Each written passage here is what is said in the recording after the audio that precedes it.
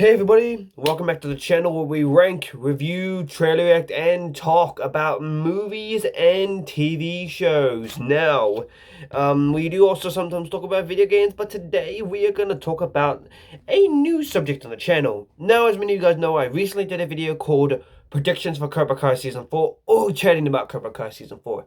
Now, today, to continue that series, how about we do ranking all the Karate Kid films from worst to best? Now, this is my opinion. It doesn't have to be yours. No, I'm not going to say spoilers, but I'm going to say spoilers for the very first Karate Kid movie, including its two sequels. Considering if you guys love Cobra Kai, you don't want to get these spoiled, because these movies are essential to the main, especially the first movie, is essential to the main series of Cobra Kai. Including the second and third, they are also important, because many plotline spoiler are related to the ones in Cobra Kai. That and the Cobra Kai will not be joining this one. It will indeed be joining the Karate Kid movies when season 4 comes out around December. So yeah, the Cobra Kai series will get its own rankings. So yeah, look out for that one. This will only be the main movies, the four movies with Pat Morita, the three ones with Daniel LaRusso, the one with Julie Pierce, whoever plays the actress, and then the one with Jaden Smith. So, let's start. And speaking of it, number 5 is the Karate Kid 2010 reboot with Jaden Smith.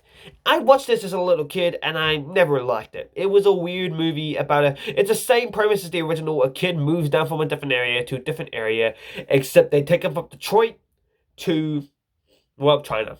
Although I kind of wish they rather did it where he was from China and then moved to Detroit, because that would have been a more interesting premise. Well, Chinese dude trying to figure out the ways of America and then meets up another guy.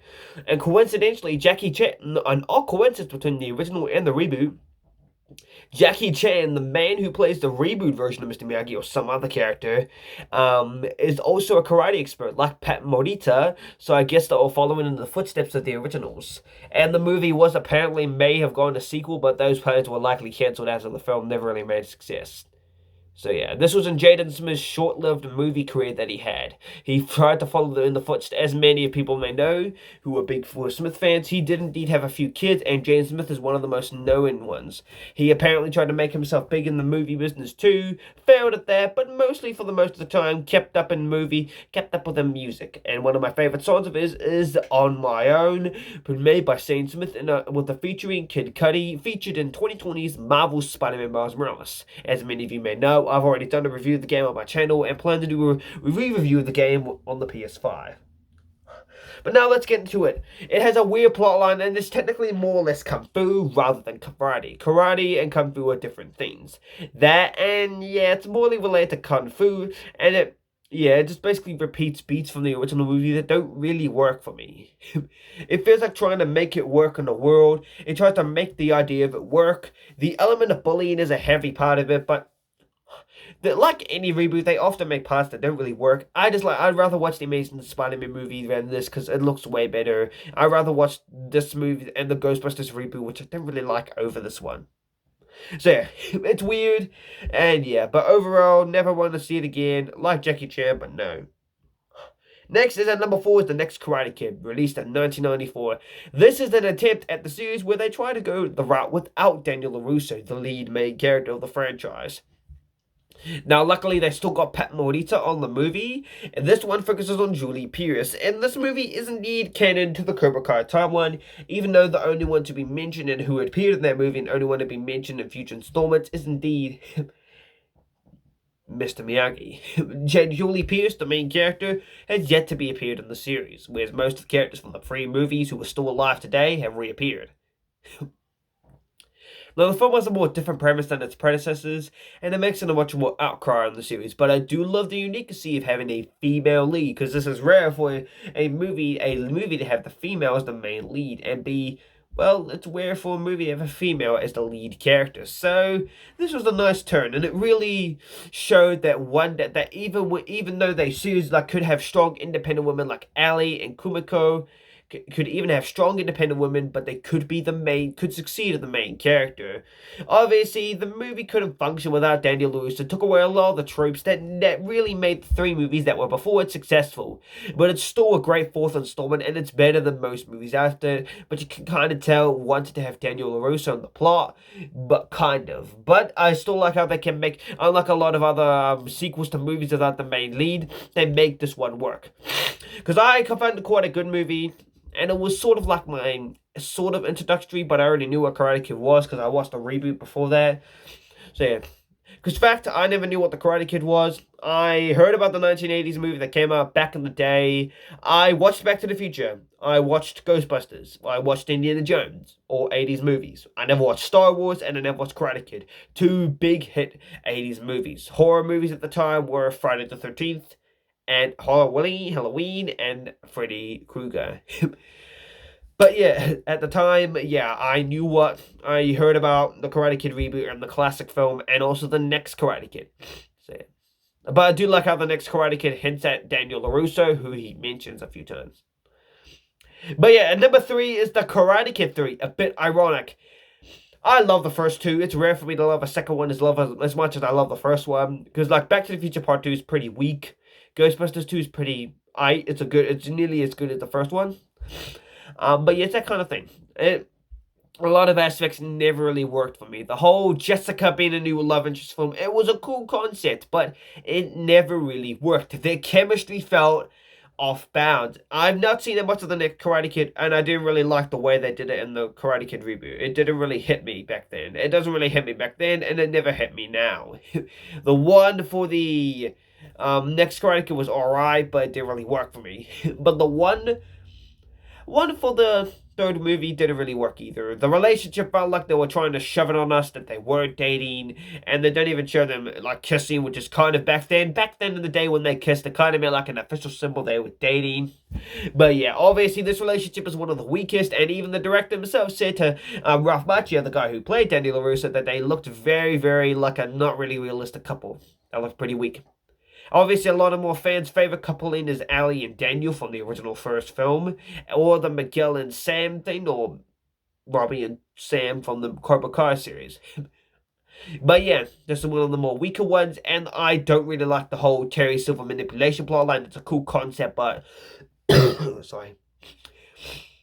It's a cool concept, like Terry Silver manipulating him, but we know it too early in the plot. I like it when we find out that at first we think like, oh man, he's a good guy, but then some of us think, man, there's a suspicion to him.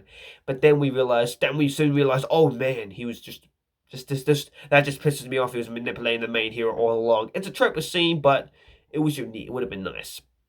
Terry Silver's an awesome villain, though. I think he was the best villain. And I was so hyped for him to be returning back to the new series of Cobra Kai. And I really think this third film ties back into a lot of the plot lines that the first two films established that were pretty much throwaway stuff. And I like how with the last movie, it begins not long after where the last one left off, with them coming back from Okinawa. So yeah, and the release date for it was the same year as Back to the Future Part 2, another favorite movie of mine. I don't like it that much, but it's still a good movie, along with Ghostbusters Part 2, and along with one of the Lethal Weapon flicks, so. But nonetheless, that would be, yeah, it's an alright movie. I love the fights. The fight choreography is amazing.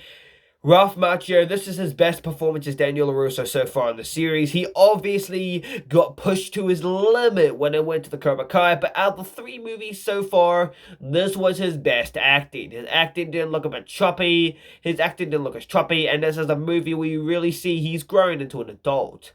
So yeah, obviously we would never see good old Daniel LaRusso again until the Cobra Kai series. I'll say some facts about it near the end of the video. But yeah, that's where Karate Kid Part 3 stands at number 3. And number 2 is Karate Kid Part 2. Now again, like I said earlier in the video, it's rare for me to like a sequel as much as I love the first one, or even like a sequel more than the original, because I've never really had that kind of thing. Only a few movies I like more than their predecessors have come out. For example, Diary of a Wimpy Kid 2, Roger Cruz, is better than his first film, which is a bit weak. Captain America the Winter Soldier is better than the first one. Most of the movies I watch, sequel movies I watch, are pretty mediocre or not really good as the first one. The Amazing Spider-Man 2, Back to the Future Part 2, Avengers Part 2. A lot of those kinds of movies were not really great, but some can be good, like Spider-Man 2. So yeah, Quantum of Solace is another bad sequel to a good film. So yeah, James Bond, not gonna do any of those either. But yeah, like I said, there's some good movies, but it's rare for them to be as good as its predecessor, or even better, like Ant-Man and the Wasp. It's a great sequel, and I think it's just as good as its original. And yeah, this is a great movie. It really picks up from where it left off, and it finds ways to replace Johnny Lawrence Chosen, and it still brings back the lovable original characters, because I am fact that the original ending for The Karate Kid was going to be an ending scene where we see Daniel leaving the tournament. And obviously Johnny gets put in a chokehold by Kreese, and anyone who tries to intervene gets assaulted or gets threatened with it. And then Mr. Miyagi comes and saves them, and then they walk away.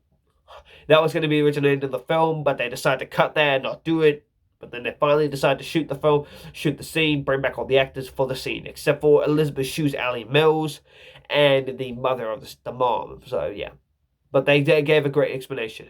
And I loved how when they replaced the characters, like Johnny was chosen again and Sato replaced Kreese, they did it in ways that didn't make it blatantly obvious that they replaced the characters with a brand new one for us to get interested into.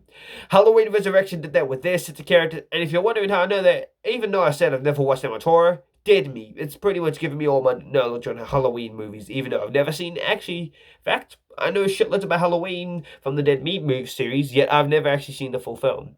So yeah, I've only seen clips, never actually seen the film, don't have any plans to. I will one day watch the classic 1978 flick though, because well, it's a classic 1978 flick, so who wouldn't watch that one? It's a classic. I will one day get to watching that along with its sequel and the, yeah. But nonetheless, Karate Kid Part 2, sorry, I was going to say Halloween, but Karate Kid Part 2 really does a great job is that when it replaces characters and gives it new ones, unlike Alvin and the Chipmunks, no offense, it doesn't make it blatantly obvious that they're replacing characters and giving us new ones. So yeah, but nonetheless, as you guys may know, number 1 is The Karate Kid, released in 1984, starring Ralph Macchio, Pat Morita, Martin Cove, William Zabka, and many more, including Elizabeth Shue, and many more in the roles of iconic characters from this 80s flick. This movie was directed by John G. Avildsen, who is sadly no longer with us, apparently. I think he passed away, I don't know yet. But yeah, the original theme of the biggest theme of the film is bullying, which is a big theme throughout the entire franchise. And I think I really love that it's carried out throughout the entire franchise. Fact is that you can actually find an alternate cut of the film where they had auditions and rehearsal scenes that were shot before they actually did the film. So like they did rehearsal version of the film, you can even find the full film in a playlist on YouTube. John G. Avildsen himself released it on his YouTube channel before he passed. So, in an interview, William Zabka confirmed that his scene he did for the audition is where he gave a certificate or a certificate of death to Daniel LaRusso about it. Don't know it was the context of the scene is that Johnny gave a certificate of paper for Daniel to sign of a death certificate about him dying, and said he's going to die in the rain, which is a bit dark, so I could see why they cut it. But they did shoot it in rehearsal, and so yeah, it did indeed get him the job. And William Zabka, after saying his lines, did what not that many actors did back in the 80s, grabbed his director's by the jacket, lifted it up, and said his lines, whatever his lines were apparently, then walked off and said sign the paper twerp, and then pushed the door open and slammed it behind him when he left. But then he came back in and taking off the headband and saying, sorry, that was Johnny, not me, I'm William Zabka. And then the directors and producers loved it, so they hired him. And, well, the rest is history, as people always say. But yeah, the film is great. The character development is awesome. The writing is quite decent. I still like that character, like Allie, even though they're mostly secondary characters, they are treated amazingly. In my opinion, Allie is one of the best girlfriends he had. Kumiko fits up there as another one of the greats. Amanda is third. She's a great character, though. I really think she balances Daniel out as as the number one great woman he had in his life. His second was obviously Ali, who pretty much made him realize to not be such a hothead. But due to the youngness, they did eventually break up. I did love how Cobra Kai evened it out that it wasn't particularly Ali's fault. It was both of them the faulter. So yeah. So which is what I love. Cobra Kai takes the pretty simple scenes. That's what I loved about the writing for the third movie. It took not that really noticeable things you saw in the first two movies and just made it like a big thing for the third movie to tie it all together. Which is why the next Karate Kid had trouble being a movie because, well, it had nothing else to really do. It was just a one-off movie pretty much. And then obviously there was the reboot and then the movie and then the Cobra Kai TV show. So it really expands on not that many unknown things. Like expands on even the mysterious Daniel LaRusso's father. A man that was never there originally but turned out had passed away from his sickness. I believe would have been likely cancer or something. But nonetheless, this is one of the best movies in the series. It's the best one in my opinion. It's a classic. And it's an awesome one. So yeah. But nonetheless, expect a review on the Cobra Kai Season 1 season. Because it is an awesome season. I love it and it's great. So expect a review on that. Until then, well, just make sure you always, just make sure you guys enjoy the videos. And I'll see you guys later in the next video for Cobra Kai review of Season 1. Make sure you like, subscribe, comment. Now here's 2 questions for you. 1. What is your favorite Karate Kid movie? Number 2. What is your favorite character from the Karate Kid movies? Specifically only the movies. None of the Cobra Kai stuff. Don't count any of the Karate Kid characters. Those Karate Kid and Cobra Kai characters own their own sections. Okay? But nonetheless, enjoy it, and I'll see you guys later.